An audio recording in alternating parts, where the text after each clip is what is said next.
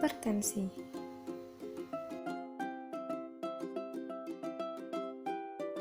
Hipertensi merupakan peningkatan tekanan darah abnormal yang dapat menjadi penyebab utama timbulnya penyakit kardiovaskular. Hipertensi juga dikenal dengan sebutan silent killer karena kerap kali gejalanya tidak disadari oleh si penderita. Seseorang dikatakan hipertensi apabila tekanan darah sistolik lebih dari sama dengan 140 mm air raksa dan tekanan darah diastolik lebih dari sama dengan 90 mm air raksa. Tekanan darah paling tinggi terjadi ketika ventrikel berkontraksi disebut sebagai tekanan darah sistolik, sedangkan tekanan darah paling rendah ketika ventrikel berelaksasi disebut sebagai tekanan darah diastolik. Berikut merupakan klasifikasi tekanan darah menurut JNC7. Perlu diketahui bahwa kasus hipertensi global diestimasi sebesar 22% dari total populasi di dunia. Dan di Indonesia sendiri, berdasarkan hasil riset kesehatan dasar tahun 2018, didapati bahwa prevalensi hipertensi mencapai angka 34,11%. Hipertensi merupakan kondisi medis dengan prevalensi yang tinggi, dan apabila dibiarkan secara terus-menerus dapat menyebabkan penyakit jantung, gagal jantung, stroke, gangguan penglihatan, dan penyakit ginjal, bahkan menimbulkan kematian secara mendadak. Faktor apa saja yang mempengaruhi terjadinya hipertensi?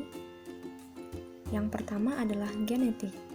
Didapatkan 70-80% kasus hipertensi memiliki riwayat hipertensi dalam keluarga. Obesitas. Prevalensi tekanan darah tinggi pada orang dengan indeks massa tubuh lebih besar dari 30 atau obesitas lebih tinggi dibandingkan dengan prevalensi orang-orang yang memiliki indeks massa tubuh kurang dari 25. Selanjutnya, jenis kelamin. Prevalensi terjadinya hipertensi pada pria sama dengan wanita. Namun, wanita terlindungi oleh hormon estrogen dari penyakit kardiovaskuler sebelum menopause. Selanjutnya yaitu stres. Ketika seseorang sedang stres, hormon adrenalin akan meningkat, dan itu bisa mengakibatkan jantung memompa darah lebih cepat, sehingga tekanan darah pun juga ikut meningkat. Selanjutnya adalah kurang berolahraga. Kurangnya aktivitas fisik menaikkan risiko tekanan darah tinggi karena bertambahnya risiko untuk menjadi gemuk.